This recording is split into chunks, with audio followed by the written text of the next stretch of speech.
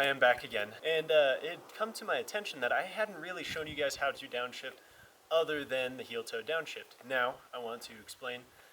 This comes from a comment where they were curious about how I downshift just regularly and some other methods of downshifting. So, we're going to go through those today. What are those techniques? First one is just your basic downshift, just flipping the throttle. And then your second form is your double clutch downshift. Those are the two downshift techniques that we'll be going over today, but we're gonna try to make it quick. All right, so what are we talking about today? We are talking about, of course, downshifting. Now, what does that entail? We've already gone over heel toe downshifts in a previous video, so since we already did those, we won't be covering a heel toe downshift, but we will be covering two different types of downshifts. Now, one I usually use when going up a very big hill, or, I mean, if you don't necessarily need a brake, but you're too tall of a gear and you need to go down, that's what this technique is for. So, what is it? It's just a basic downshift. So we're coming up this hill, I'm at roughly 2,000 RPMs, I need to downshift because I will not make it up this hill. That's it. You clutch in while the car is in a taller gear, put it into neutral, blip the throttle at the same time, goes into third, ease the clutch out. No big deal, right? I'm sure a lot of you guys already know this technique, but I just wanted to go over it just for verification with you guys. We'll try that again for you guys. So I'm in fourth gear, again, 2,000 RPM, barely climbing up this hill, into third. No big deal.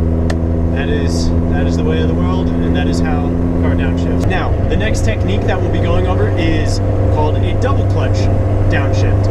The benefits of a double clutch downshift is it's very, very easy on your transmission. It has almost no wear on your transmission.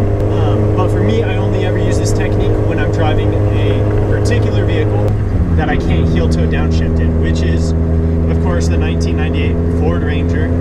For whatever reason, the brake pedal's really high up and the throttle pedal's way down here, so I can't heel toe it properly.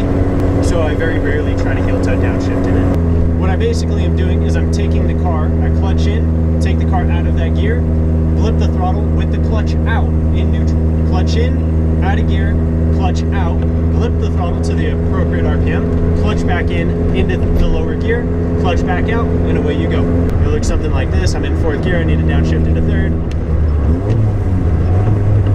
No big deal. No big deal. It's fairly simple. This is one of my favorite forms of downshifting in a vehicle I'm not comfortable heel towing in, like that.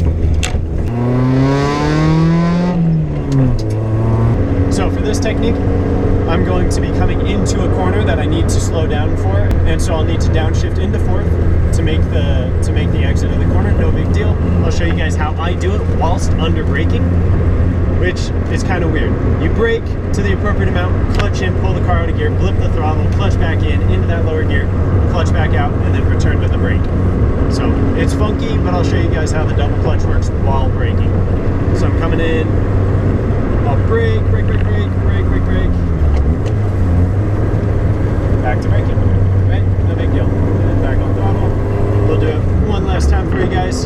So coming into this one, I'm gonna brake, brake, brake, brake, brake. Clutch out, clutch back in, and brake. So you can brake in between. All you're doing is you're transitioning on throttle, brake. No big deal. Very, very, very simple once you get the hang of it, and it's super, super nice on your car, but it is very smooth on your car.